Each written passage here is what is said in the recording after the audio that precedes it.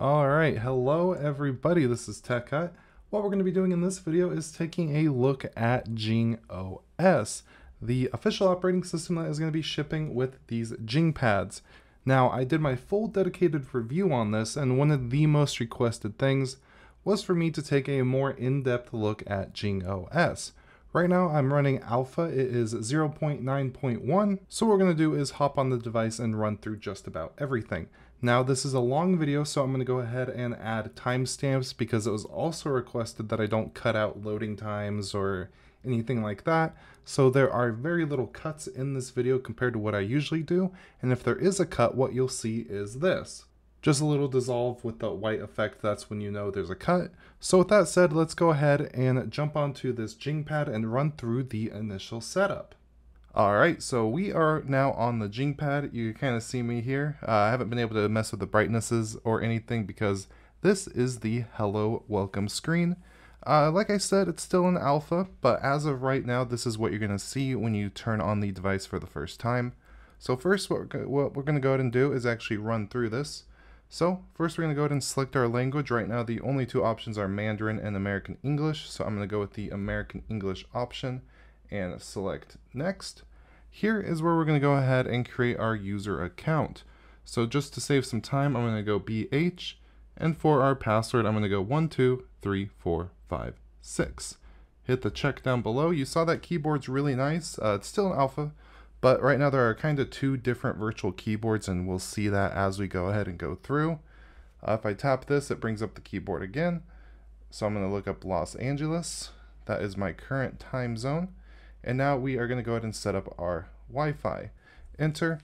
And like I said, this is going to be fairly uncut, so I'm going to try to talk to fill in dead air, but I want you guys to see how long things take to connect, how long the reboot speeds are, how long it takes for applications to open. So depending on the speed of the device, there may be some dead air throughout this video here and there, but there'll be timestamps so you can also skip around if you'd like to. Would you like to share some data? So I'm going to go ahead and share it for now. And this is just an agreement. I did add a cut there just so I can kind of read through that. This is just saying that they're going to collect some data, non-personally identifiable information. So let's agree and continue. And now the JingPad is going to go ahead and boot up. I'm going to switch this over to manual mode real quick so it doesn't zoom in and out on us. So there we go. That should be okay. And now we are booted in. You saw that the initial setup boot was fairly quick. And we can see this is the same sample device that I reviewed a couple weeks ago. It is running JingOS ARM Alpha, the JingPad A1 DVT version. And it's a pretty good background except for this ugly watermark. So that's going to be one of the first things we do is go into settings and change that. So to log in, we just swipe up, type in our password that we just set up. And now we are in JingOS. Now before I go ahead and change this background, let's bump up the brightness here so you guys don't see reflections as bad. So here, you could go ahead and bump up the brightness, or you could go all the way down with it so you can see what that looks like, or take it all the way up. Additionally, here in this little top menu, we have WLAN, Bluetooth, you have your airplane mode, some data stuff, night mode. You can take screenshots through here. Some of these things are grayed out because they don't really work yet. But you also have volume control, and if you have audio playing through the native audio media player, you can go ahead and switch it through here. So that is super cool. So what we're going to do real quick is open up the settings and kind of run through this. And one thing I actually want to do is show you guys the dark mode. So let's go ahead and skip down to that. So let's go to display and brightness, and you can see that we have the option for a light and dark mode. You also have the brightness here. You can set it to automatic. Sleep for how long you want it to wait to turn off the screen when you don't do anything. And then we have some font options here, so you could change the font size, the actual font, and see a preview of what's going on. So let's go ahead and go back out of here. And what we're going to do now is change it to dark mode. And to do this, it's going to require a reboot. This is actually a good time for us to see how long this is going to take to actually reboot our system. And while it does that, I'm going to talk about the other videos I've done on the JingPad. I did the full dedicated review, so if you're more interested in the hardware aspect of this JingPad, you can go ahead and check out that video. I also cover the software just a little bit, but this video you're currently watching is more of the software side. Additionally, something that we're not really going to dive into in this video is the Android applications, because since my last video there hasn't really been any significant updates, and it's kind of a process to get it going at the moment. Even though in the future the Android applications are going to be in their App Store, which we're going to be jumping into here in just a moment, even though there hasn't been much significant changes since our last look. So it rebooted. That didn't take too much time. Let's go ahead and sign on in. And now we're going to go back over to our settings and change this wallpaper, and now you'll be able to see that dark mode throughout the UI. You can see it looks absolutely great. I'm definitely somebody who prefers a dark theme, so I'm really liking this. We have all of our Wi-Fi options here, so that's everything that we have available to us. One thing about this dark mode is you can see my reflection a little bit, so I might switch it back. Okay, so Bluetooth. Here are all the Bluetooth devices. That's one thing. They wanted me to demonstrate me hooking up a Bluetooth mouse, but to be honest, I went to the store and they didn't have any available. They were all sold out, so I can't really demonstrate this, but it works perfectly fine. You can see it's detecting all the nearby Bluetooth devices. If I go under cellular, there's currently no SIM and it doesn't really work quite yet. If I go under VPN, you could go ahead and set that up if you'd like to. So we can change our password as well. Under location service, you can have it pull your location automatically for the weather, for time zones, things like that. Display and brightness, you just saw, we were just in there. That's how we changed it to the dark mode. And then wallpaper, let's change this wallpaper because I am not really a fan of that watermark. So what should we change it to? Actually, I accidentally tapped on that, but that looks pretty good. Let's go ahead and set that wallpaper up. We'll do the set both, and now it should be set. Additionally, we have sounds, so you could change your voice and the ringtone volume, as well as take it into silent mode. Now under system and update, this is where you could get some information on our system. So let's go ahead and go to about. And here we have the model name. It's JingOS running at 0.9. It has an 8-core processor with just about 8 GB of RAM. One thing that's incorrect, it says it has 42 gigs of internal storage. It actually has a 256. We have the kernel version 4.14, so they're working off of kind of an old kernel. And then we have our serial number. If I go over to stats, you can see our current network, my local IP address, and all that fun stuff. So let's go back here. And actually, let's just go down to language and region. You can see we could change this if we want to. We set that up in our initial setup process. Going back to system update, if I go over to software update, this is how you go ahead and actually check for updates. We're currently on the latest version. And we have legal information, and you could perform a factory reset through here. So under time and date, this is your basic time and date stuff. You could switch to a 24-hour clock set automatically based on your location. Here we have battery. Kind of ran it dead a little bit, but overall battery life is pretty good. It gets roughly about 6 hours of heavy use and about 8 hours or so if I'm just like lightly using it. But the battery does drain a little faster than it should when the screen's not on because it has processes running in the background. But hopefully that's something that's fixed as the software improves. Now this is what I was talking about. This is how much storage we actually have. It says 244.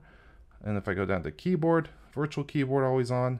We have trackpad settings. Right now this trackpad that's built into this keyboard doesn't work because this is like a preview device in general. It will work when they officially ship them, so that's something not to worry about. Mouse, no devices, and pointer control. If you do hook up a Bluetooth mouse, you could go ahead and change it to arrow style, and then this basically turns it into a full-fledged computer. So that's nice. To get out of applications, you just swipe up. You can see it's fairly responsive. And then we can just swipe that application up to go ahead and get rid of it. Now, what we're going to do real quick is run through the pre-installed applications.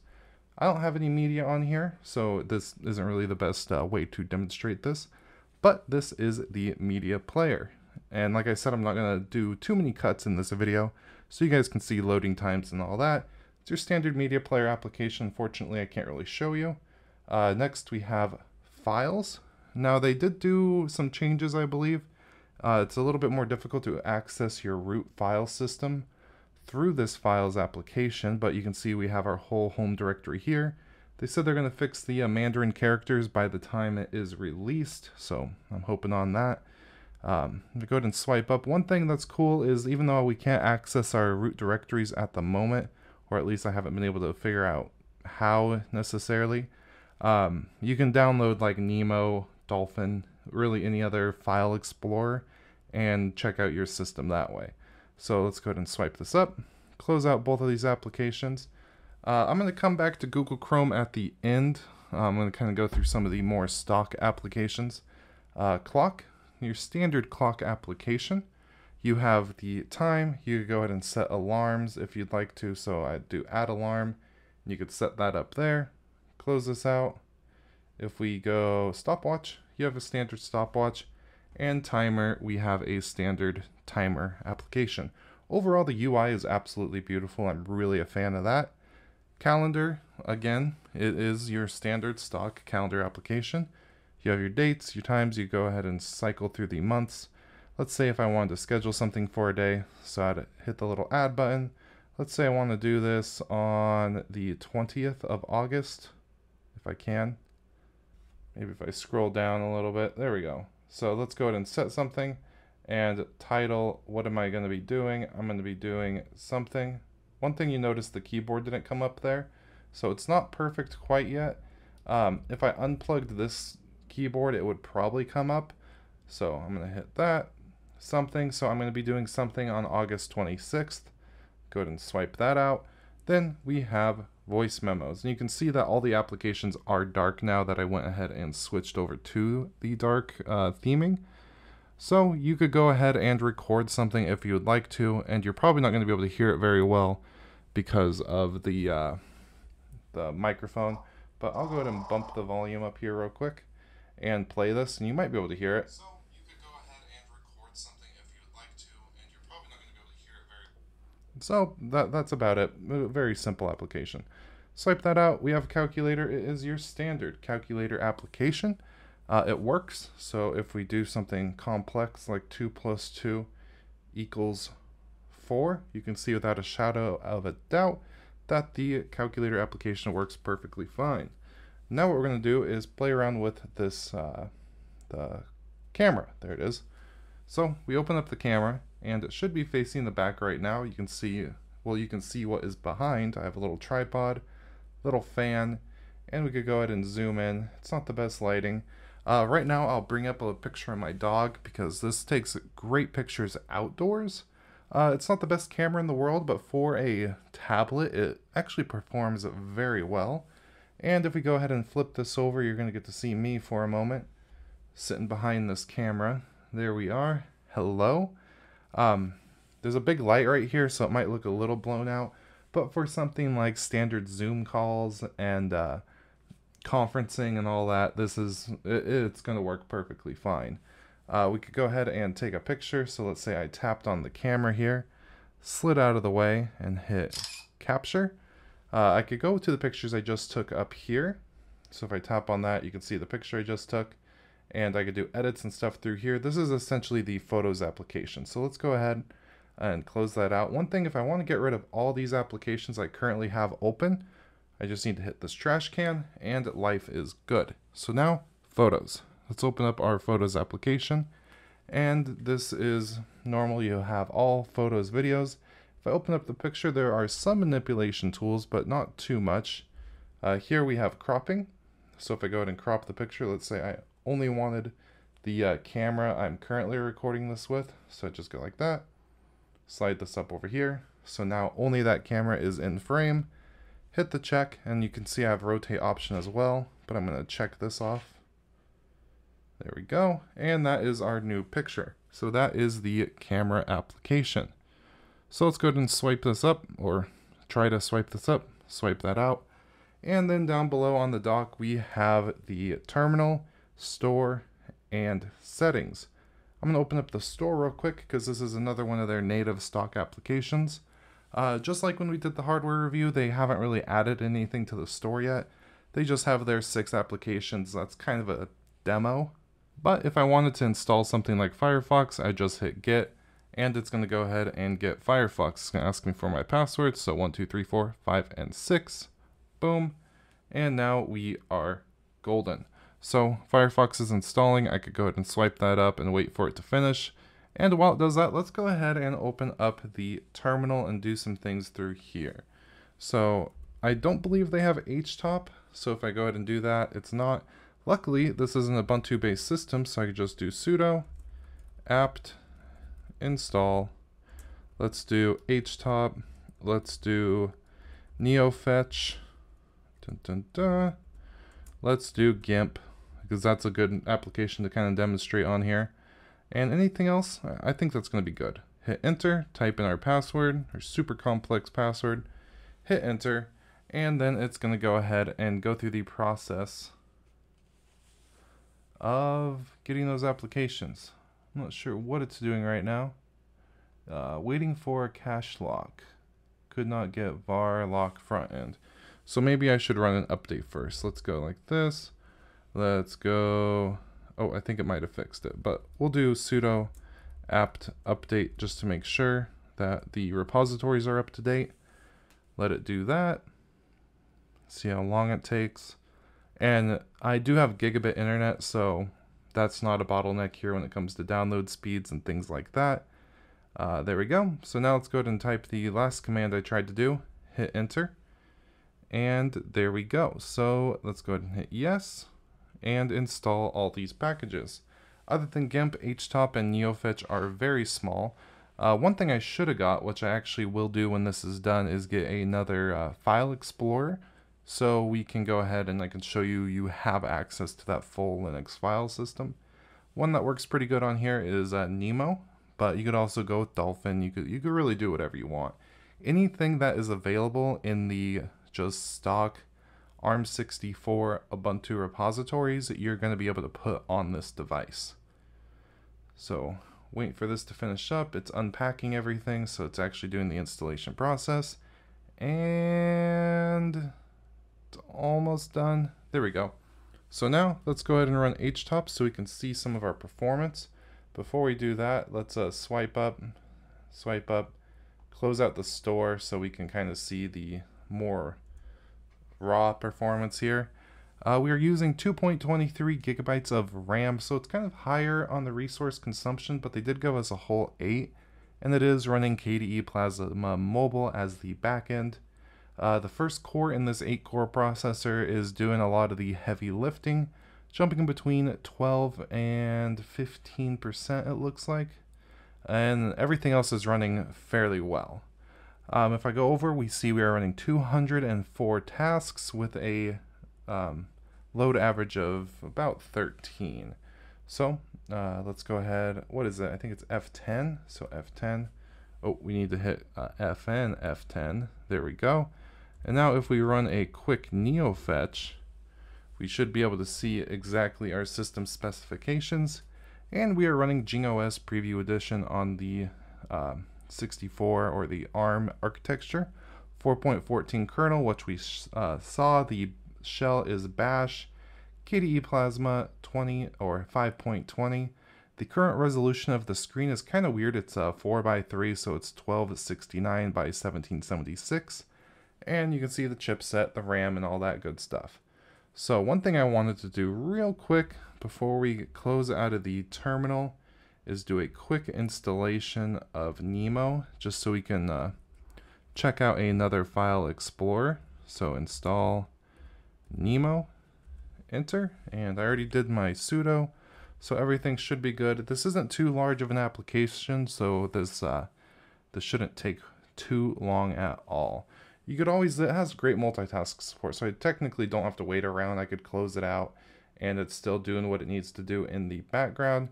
So while it does that, let's go ahead and check out the Chromium web browser.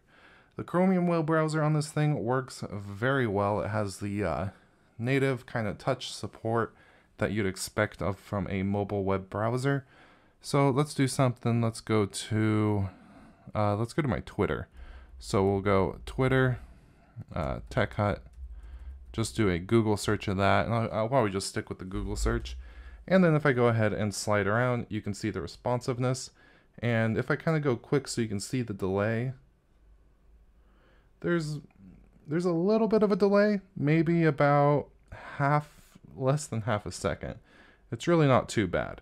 And the loading pages work very well, so if I go ahead and load up Twitter, there's no issues, there's no weird, it just works how it's supposed to. Let's go ahead and open up a video real quick so you guys can kind of see that performance. I'm going to turn this down real quick. Oh, wrong way. I'm going to turn that down real quick so like if there's an ad that plays or something, it's not too dramatic. Actually, this is got good audio on this one. So you can see the playback and everything is completely fine. What I'm going to do real quick, I'm going to open this up in full screen and really make sure that we are running full 1080p. So that was 1440. Let's go 1080p. Let that load up just a little bit. Close this out, hit play. So you can see that when it plays, there's really not much lag or anything to it. It handles playing media through Chrome extraordinarily well for a mobile KDE Plasma device. So that was a little demo of that. And you saw the animation and everything. If I tap on something like this, oh, it's going to want me to sign into Google. So I'm going to have to swipe up, get rid of that. All right, and this is done. So one thing we could do real quick is go ahead and check out files. So you could get, if their native applications don't do it for you, you could get really whatever you want on the system, like I said, that are available in those Ubuntu repositories. And then from here, we could go to, let's go home. And we could go, it's very small. This would be a situation where I'd want to plug in a mouse or have the access to use this trackpad. But there, you can see we are now in our root directory and we have full access to everything. If I go ahead and go, close that out. One thing I want to show you real quick is GIMP. So GIMP, this is another one that would be good if I was actually able to have a mouse on me. But what I can actually show you real quick is something I do a lot of the times in my side-by-side benchmarking videos, and that is perform a render. And to do a render, what we're going to do is go File, we're going to go New, do 1080p, that is fine. So you can see how quick that creates. The responsiveness is fairly well, or works very well. So let's go Filters, let's render. I got big fingers, so it's very hard to be, oh, see, I hit the wrong thing. Cancel, Filters, Render, and let's make sure we hit Lava, because that's the one I usually use to do just basic side-by-side benchmarking. There's nothing to put side by side, but you can really see how quick it actually does this. On my ThinkPad, it does this in about 10 seconds or so, while on my desktop machine, it does this in about 3 to 5 seconds. And you saw it did that pretty quick. Probably, I'm not sure, I didn't have a stopwatch going, but probably somewhere around the 10-second mark. And that's GIMP, full-fledged desktop application that works and performs perfectly fine on this tablet. So let's go ahead and swipe that out. Is there anything else that we should cover in this little walkthrough? I think that might be about it. Those are these stock applications. That's me adding a couple. One thing, I actually end up using Firefox more than Chrome, but that's just because I'm used to it and I have all my bookmarks synced. But the problem with Firefox, if I do something like Google Tech Hut, is it doesn't have that kind of touch responsiveness. You can see if I go to swipe up, it thinks I'm using a mouse, so it's just going to highlight text. I got to grab this little teeny tiny scroll bar here and use that. But you could see the Firefox performs very well when it comes to responsiveness. The hardware acceleration is nice. Overall, this is a very good device. And I would like to note that this is alpha software, so even with this being alpha, it is working very well. I think they just stopped taking their pre-orders of this on Indiegogo, and pretty soon here, I think within the next couple weeks, they're going to start shipping out their beta devices, which are ultimately going to be the devices that are going to be the main ones. But yeah. So thank you so much for watching this video. I just wanted to say a big thank you to the YouTube members and Patreon supporters. We have executive level, Mitchell Valentino. Thank you so much for your support. It is truly humbling. Additionally, we have a couple producer level supporters, and joining the ranks with Phil Mack and Kyle is Timo Anthony. Thank you so much for becoming a new producer level supporter. And big thank you to all the other Techie and Techie Plus members. If you're interested in becoming either a YouTube member or Patreon supporter, there'll be links down in the description. If you do it through YouTube, you get a couple extra things like emojis, badges, things like that. But ultimately, it depends on your platform of choice.